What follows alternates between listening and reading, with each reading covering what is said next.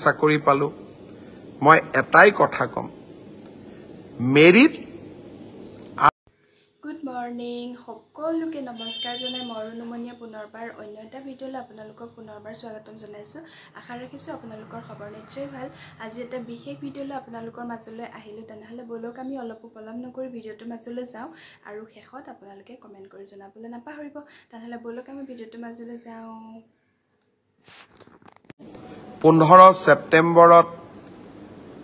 আমাৰ প্ৰথমটো ৰিক্ৰুটমেণ্টৰ পৰীক্ষা আৰম্ভ হ'ব 11 লাখ প্ৰাৰ্থী পৰীক্ষা পতা সহজ নহয় যোৱাবাৰ প্ৰাৰ্থী কম আছিল কাৰণে সেন্টাৰ কম আছিল এইবাৰ সেন্টাৰো বহুত প্ৰত্যাহ্বানো বহুত কালিৰ পৰা আমি প্ৰস্তুতি কৰিম যাতে পৰীক্ষা সুন্দৰ কৰি হয় আৰু পৰীক্ষা আমি যাতে সফলতাৰে পাৰ কৰিব পাৰো পৰীক্ষাত নকল কৰা বা পৰীক্ষাত নিয়মৰ বাহিৰত গৈ যিসকলে কপি কৰে নকল কৰে তেওঁলোকৰ বিৰুদ্ধে আমাৰ চৰকাৰে এখন বিধানসভাত আইন প্ৰণয়ন কৰিছে ইয়াৰ ফলত পৰীক্ষাত নকল কৰা ব্যক্তিজনক গ্ৰেপ্তাৰ কৰাৰ উপৰিও তেওঁৰ ঘৰুৱা সম্পত্তিসমূহ চৰকাৰে অধিগ্ৰহণ কৰাৰ এক ডাঙৰ ক্লজ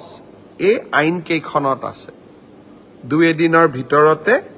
আমি এই আইনখনৰ বিষয়েও বহুল প্ৰচাৰ কৰিম মই আশা কৰিম মেধাৰ ভিত্তিত নিযুক্তি বহুতে কয় মোৰ মেৰিট আছে কাৰণে মই চাকৰি পালো বহুত এতিয়া ফেশনো এটা আছে যে আমি বিজেপি কিয় ভোট দিব লাগে আমিতো মেৰিট আছে কাৰণে চাকৰি পালো মই এটাই কথা কম মেৰিট আৰু মেৰিটৰ ভিত্তিত পৰীক্ষা পাতা এই পংকিলতাৰে ভৰা সমাজত ইমান সহজ নহয় এক প্ৰকাৰ অহা কালি পৰহিৰ পৰা আমাৰ অফিচাৰ সকলে ৰাতিয়ে দিনে কাম কৰিব লাগিব যাতে 15 সেপ্টেম্বৰৰ পৰীক্ষা নিকা হয়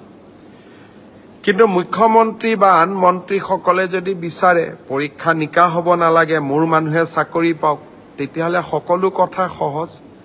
হতৰ বিপৰীতে গৈ আমি কাম কৰিছো পৰীক্ষা নিকা হওক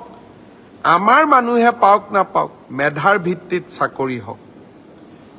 এই সংকল্পক সিদ্ধিলৈ ৰূপান্তৰ কৰা এটা অতি কঠিন কাম 15 সেপ্টেম্বৰত আমি আকৌ এটা শিক্ষাৰ্থীসকলেও পৰীক্ষা দিব চৰকাৰেও এটা কঠিন পৰীক্ষাৰ সন্মুখীন হ'ব মই আপোনালোকৰ সহায় সহযোগিতা বিচাৰিম আমি কেইবাটাও টেলিফোন নম্বৰ দিম কোনোবাই যদি কৰবাত কিবা এই ধৰণৰ বেআইনী ঘটনাৰ সুযোগ পায় নকল কৰাৰ ঘটনাৰ খবৰ পায় কিবা নকৰিবলগীয়া কাম কৰিব এনেকুৱা আগতীয়া খবৰ পায় আপোনালোকে যাতে আমাক জনাব পাৰে 15 সেপ্টেম্বৰৰ পৰীক্ষাটো চৰকাৰে নহয় অসমবাসীয়ে লগ লাগি আমি সুন্দৰ কৰি পালন কৰিব লাগিব